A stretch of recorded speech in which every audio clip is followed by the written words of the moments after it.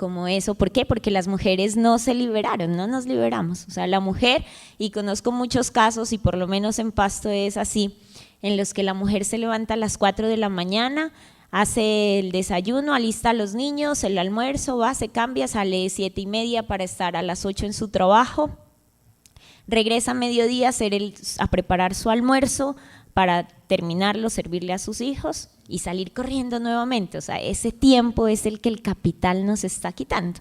Además, porque lo que se pensó fue que hace mucho tiempo, fue que las mujeres en el hogar no trabajaban.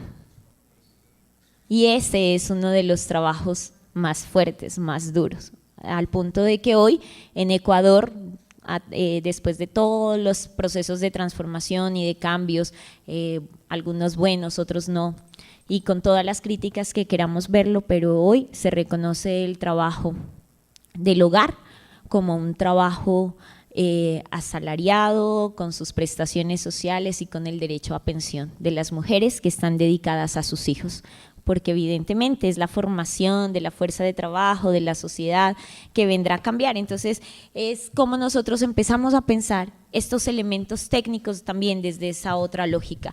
La ciencia por sí sola no nos va a servir para nada a la humanidad, y desde hace mucho tiempo nosotros debemos cuestionar esa ciencia. ¿La ciencia para qué? ¿Por qué? No todo vale en esta época. Esta es la cuarta categoría, la expropiación del producto del trabajo.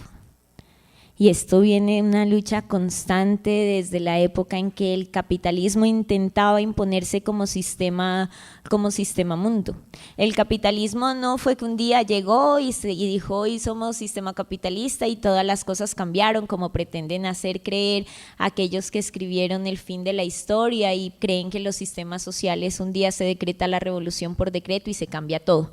El sistema capitalista, al igual que todos los sistemas en los que se ha formado la historia de la humanidad, han tenido procesos en los que surgen y caen hasta que logran imponerse como un sistema. Este sistema capitalista tuvo casi un lapso de 200 años en los que iba y venía, se imponía y otra vez el feudalismo salía a flote y nuevamente, hasta que, bueno, logró a través de la revolución industrial consolidarse como un sistema mundo.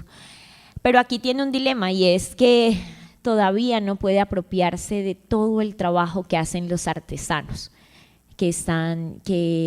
los artesanos, como ustedes saben, conocían todo su producto, sabían cómo hacerlo y eran dueños de su herramienta de trabajo. Entonces, cuando los artesanos y cuando la gente pierde los medios de producción y el capitalista se apropia, es cuando empieza la apropiación del producto del trabajo. Y esa apropiación del producto del trabajo es la que hace que la esencia del capital todavía no sea resuelta. Es decir, mientras siga existiendo apropiación del producto de trabajo por unos o por otros, seguiremos en esta misma dinámica. Y esta expropiación del producto del trabajo nos va a llevar a la siguiente categoría, que es a la expropiación de saberes. Entonces, ¿cómo lograr subsumir? ¿Cómo lograr adherir y adentrar todo ese proceso de conocimientos para que pase a manos del capital? Y entonces expropiaron todo el conocimiento, no solo de los artesanos, sino también de comunidades indígenas, de comunidades afros, de comunidades campesinas.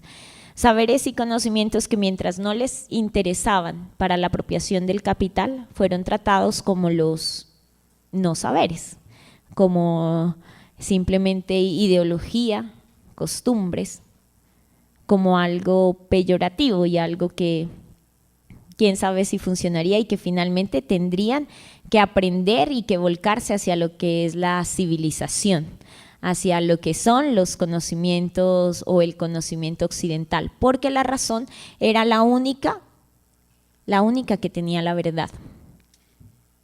Y los despojaron de todos sus conocimientos, de todos sus saberes.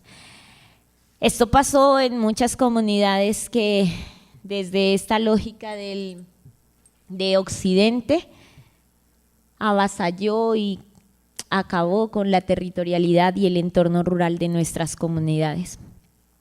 De esas comunidades que desde una cosmovisión un poco más natural, podríamos decirlo, sentida desde la relación hombre-naturaleza, se ubicaban alrededor de las montañas y evitaban las concentraciones de los poblados para lograr un equilibrio con la naturaleza. Y cuando llegan desde Occidente y nos proponen un modelo de desarrollo y nos proponen un modelo un modelo nuevo, entonces empiezan a congregar a todos estos pueblos y a crear las ciudades. Pero esto no solo ha sido una lucha de dominación. Esto, como les decía, con sus contradicciones, implica que también hay gente que está resistiendo, gente que se detiene a pensar, gente que está diciendo que esto no es así. Entonces, indígenas, negros y campesinos defienden su territorio desde otras lógicas, desde otras apuestas, desde otros escenarios que a los que no ha podido llegar el capital les ha permitido mantener esta lógica y esta dinámica, en las que antes éramos considerados los atrasados o los salvajes o los rurales o cualquier sinónimo que signifique o peyorativo que quiera decir que esas comunidades deberían civilizarse y empezar a utilizar la razón, la ciencia, la tecnología. Y bueno, hubo comunidades y sectores que fueron ampliamente olvidados porque en su interés del capital no aparecíamos ni siquiera en el mapa, porque no era interés estar ahí, generar industria. Eso es lo que ha pasado en regiones, en muchas de las regiones de Colombia, excepto en ciudades como Bogotá, Cali, Medellín, Barranquilla y creo que ahora en estas últimas épocas el eje cafetero. Pero el resto del país es un país netamente rural. Es un país que, si ustedes leyeron y conocen el último informe de Naciones Unidas de 2011, contrario a lo que el censo del DANE planteó en el 2005 con sus proyecciones, en el cual decía que el 75% de la población es urbana, este último estudio plantea que el 75% de la población colombiana es rural. Nos invierten esta lógica. Y bueno, cuando invierten esta lógica, veamos por qué. ¿Qué está pasando y por qué hoy tenemos que pensar esa reconstrucción, ese espacio?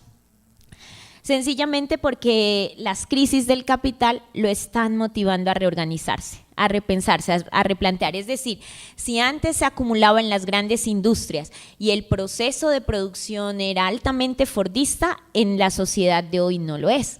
Ustedes recuerden que en la época anterior la producción se hacía en serie y se producía una serie de carros que podrían estar ahí para que la gente los mire y cuando quiera los pueda comprar. Estaban exhibidos. Hoy esa lógica del capital ha cambiado y hoy la industria y la ciudad ya no son esa lógica de acumulación del capital. Hoy incluso esas industrias grandes que manejaban una cantidad de obreros y una cantidad de material ya no lo hacen. El capital también ha cambiado sus lógicas y lo está haciendo a través de la tecnología. Por ejemplo, hoy cualquiera de nosotros puede mandar a diseñar su propio computador y le dice: lo quiero que sea de este color, quiero que sea de este tamaño, y le da todas las especificaciones que quiere. El que debía tener una industria antes tenía la plata para poder hacer ese computador y tenerlo ahí para que la gente lo mire. Hoy ya no es así.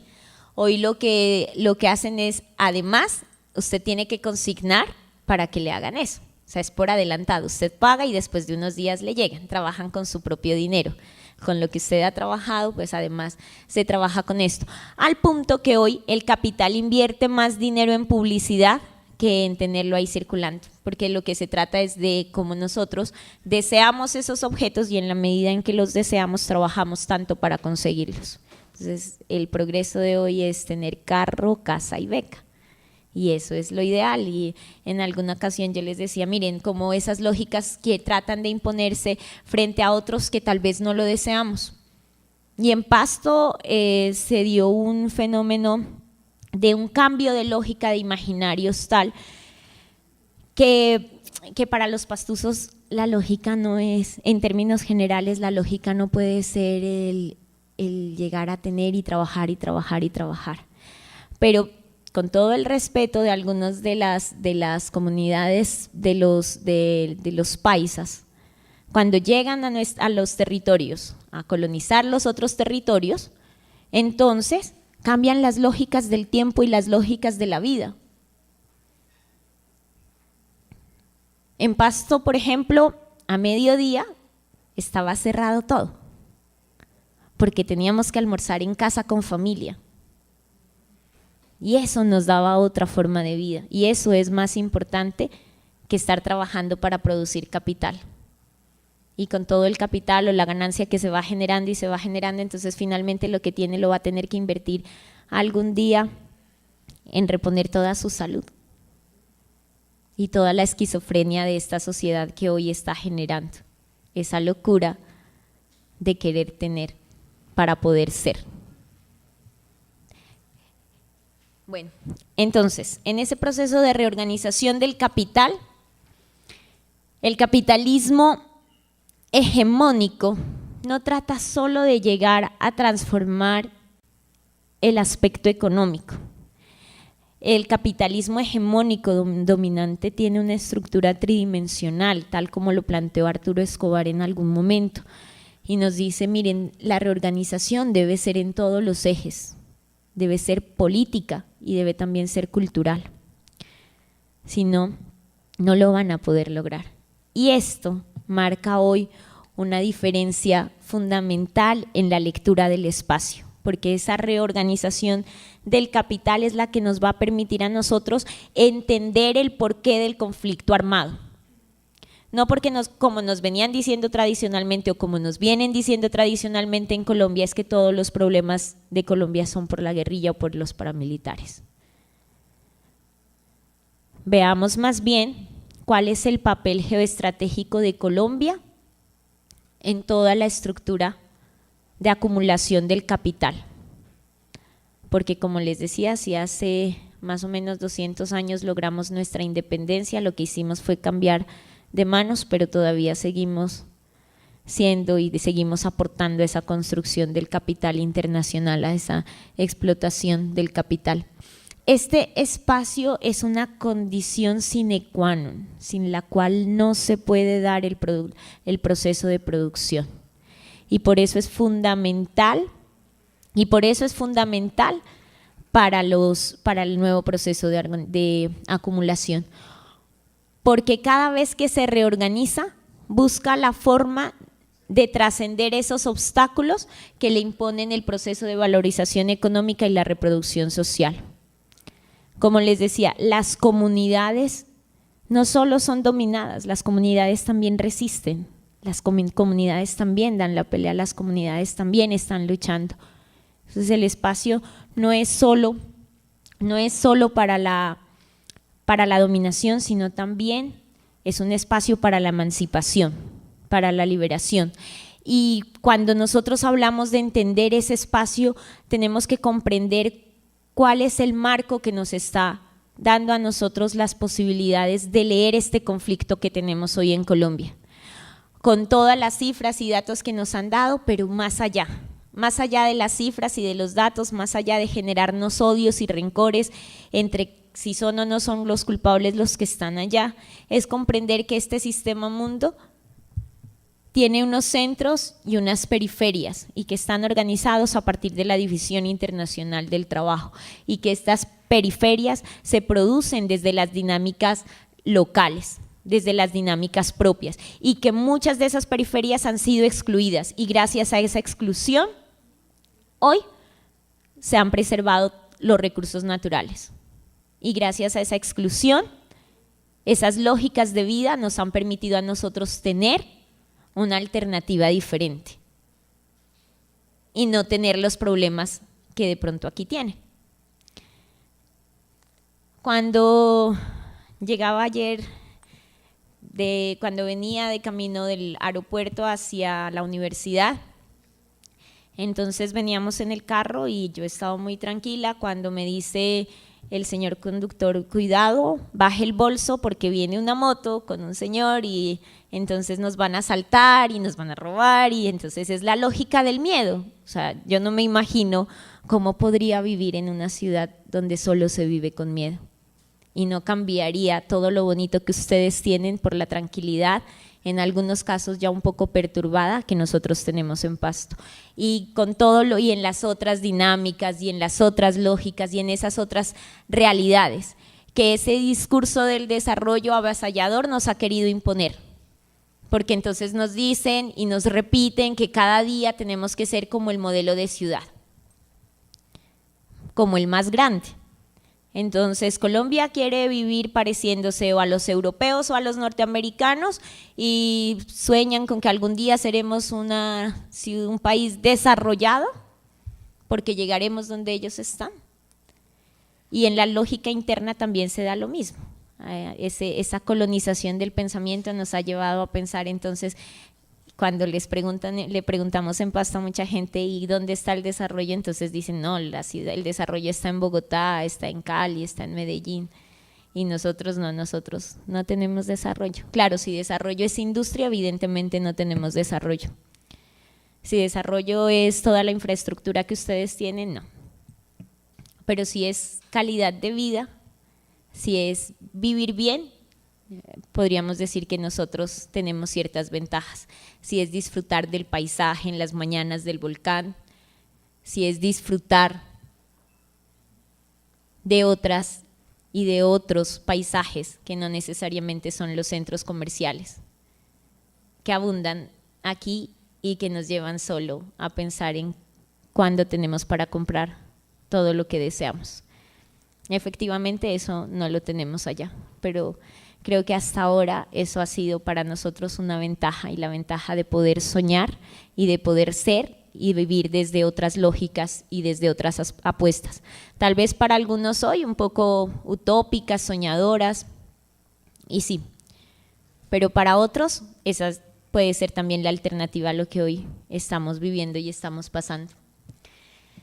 En esa lógica del sistema mundo, entonces nos dicen, bueno, ¿cómo le vamos a apostar ustedes al mapa territorial? Y todos tenemos que involucrarnos en eso, y aparece todo el discurso del emprendimiento y del capital, y cómo van a traer, vamos a participar en los mercados mundiales. Y ese es el gran discurso, y más cuando se firmó TLC con Estados Unidos, y en esta semana también lo firmaron con Europa, ¿cierto? Y que estamos felices porque entonces ya no nos van a pedir la visa Schengen para ir a Europa, pero felices. O sea, eso no es gratis, tampoco es como que tan así que ya nos van a quitar la visa y que bienvenidos los colombianos. Lo que pasa es que la crisis que ellos tienen, necesitan que les llegue capital y dinero a través del turismo. O sea, no es que lograron, y las buenas intenciones nos llevaron a nosotros a decir, vengan colombianos acá y ya les vamos a quitar la visa, ¿no? Es que ellos necesitan superar la crisis, y superar la crisis implica que nosotros, como tenemos el sueño de que allá es el mejor de los mundos, pues vamos a gastar lo que hemos ahorrado con mucho sacrificio allá, y lo vamos a ir a dar allá.